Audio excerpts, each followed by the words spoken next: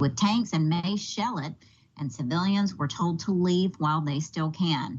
The Tigray People's Liberation Front, or TPLF, which is refusing to surrender its rule of the northern region, said its forces were digging trenches and standing firm. We should note that claims by all sides are hard to verify because phone and internet communication has been down.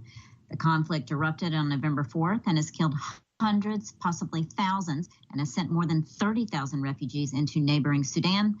And rockets have been fired by rebels across the border into the nation of Eritrea.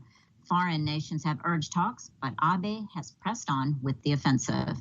And Iran on Sunday vowed to defeat any Israeli attempt to harm its role in Syria, saying the era of hit-and-run attacks by Israel there was over, days after Israel carried out airstrikes on Syrian army and Iranian paramilitary targets in the country.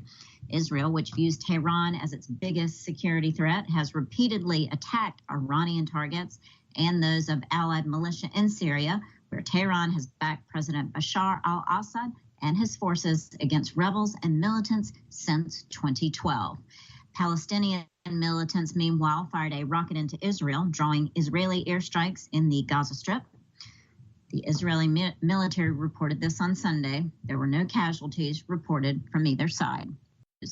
The first Americans could receive a COVID-19 vaccine as soon as December 11th, the chief scientific advisor for the U.S. government's vaccine program said on Sunday.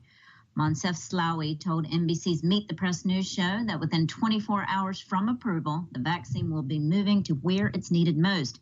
He said about 70% of the population needs to be immunized to achieve herd immunity, a goal the country could reach by May. The U.S. Food and Drug Administration's outside advisors will meet on December 10th to discuss whether to authorize the COVID-19 vaccine developed by Pfizer Incorporated and German partner BioNTech for emergency use. Spain will begin a comprehensive coronavirus vaccination program in January, Prime Minister Pedro Sanchez said on Sunday. He said Spain and Germany were the first European Union countries to have a complete vaccination plan in place. Australia's top military official said on Sunday the country's defense force must own a recent report on soldiers committing crimes in Afghanistan and pledged changes to ensure that atrocities do not happen again. The report was published on Thursday after an inquiry into the conduct of Special Forces personnel in Afghanistan between 2005 and 2016. It found that senior commandos forced junior soldiers to kill defenseless captives in order to prepare them for combat in an act called blooding. A newly elected MP for Myanmar's ruling party has been shot dead by an unidentified gunman in northern Shan State, and the party on Sunday urged a quick investigation. It also denounced political violence in the aftermath of elections this month. Thousands of people took to Taipei streets on Sunday for the annual Autumn Struggle protest march organized by labor groups, with much of the anger focused on the government's decision to ease restrictions on imports of U.S. pork.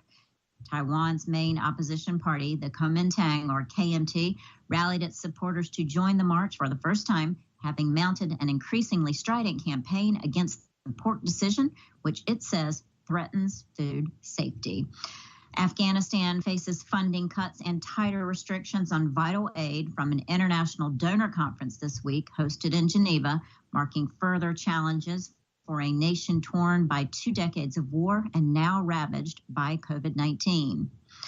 Ministers from about 70 countries and officials of humanitarian organizations will meet virtually early next week. They're expected to pledge billions of dollars to safeguard development projects, with talks between the Afghan government and Taliban rebels stalled and President Trump reducing forces.